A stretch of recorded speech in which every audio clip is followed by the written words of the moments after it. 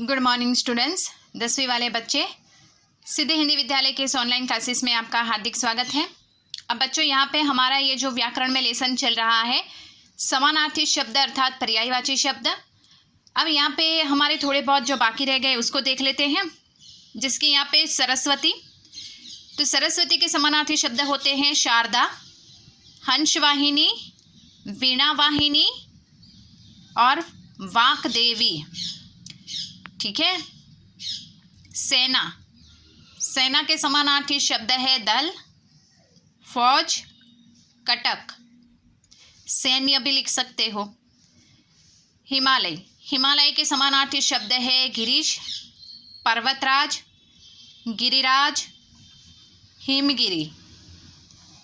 हृदय, हृदय के समानार्थी शब्द है उर, दिल, मन। मुलायम, मुलायम के समानार्थी शब्द है नरम, कोमल, नाजुक।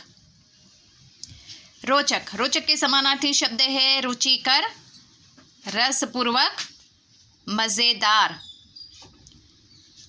अपाहिज, अपाहिज के समानार्थी शब्द है अपंग, दिव्यांग। इंतज़ार, इंतज़ार के समानार्थी शब्द है राह, प्रतीक्षा, वाट। सवेरा, सवेरे के समानार्थी शब्द है उषा, प्रातः, सूर्योदय, सुबह। कसब, कसब के समानार्थी शब्द है धंधा, व्यापार, व्यवसाय। ये 12वीं में ये शब्द काव्य में आता है। वैसे तो ज़्यादातर ये शब्द का इस्तेमाल मतलब होता रहता है काव्य के भीतर। आईना, आईने के समानार्थी शब्द है दर्पण, शीशा। अलौकिक, अलौकिक के समानार्थी शब्द है अद्भुत, दिव्य, अनूठा, अपूर्व। इंद्र, इंद्र के समानार्थी शब्द है पुरंदर, देवराज, सूरपति, मधवा, मधवा। संध्या, संध्या के समानार्थी शब्द है सांझ, शाम, दिवशांत, दिवशांत। शा के ऊपर बिंदी है और आगे संध्या में सा के ऊपर अर्धचंद्र बिंदी है। ठीक है, ध्यान दीजिएगा बच्चों, लिखने में गड़बड़ी मत कीजिएगा।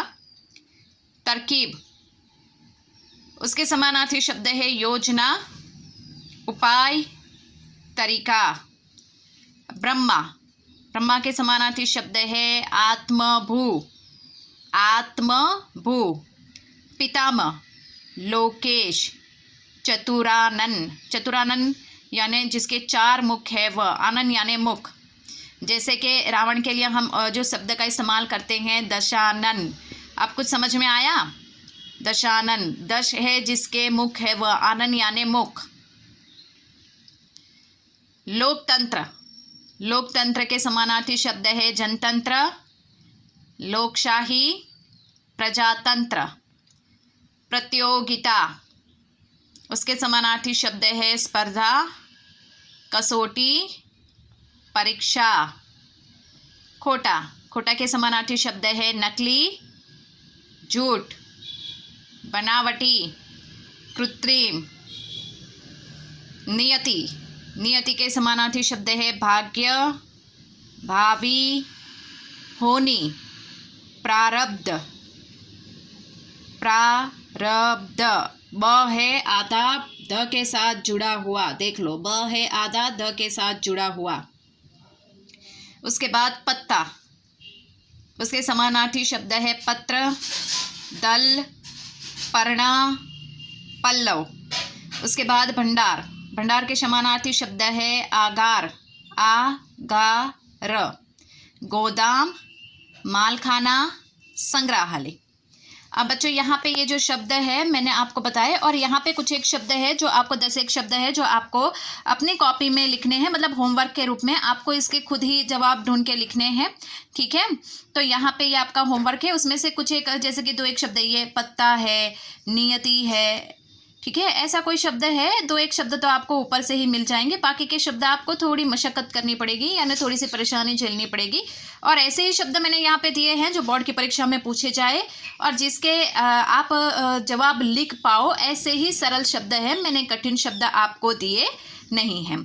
सो मैं यहाँ पे उम्मीद करती हूँ बच्चों कि हमारा ये जो लेसन है यहाँ पे व्याकरण में ये समानार्थी शब्द अर्थात पर्यायवाची शब्द का तो यहाँ पे ख़त्म होते हैं।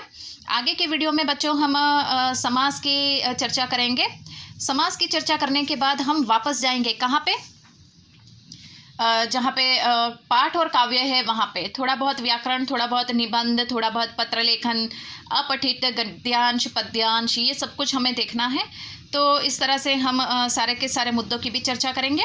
लेकिन यहाँ पे जो मैंने आपको ये जो कुछ एक शब्द जो दिए हैं, ये कुछ एक शब्द आपको अपनी खुद के मेहनत से थोड़ी सी खोज पड़ताल करके लिखने पड़ेंगे और सीधे और सरल ही शब्द है जो आपको लिखने में कोई परेशानी नहीं होगी।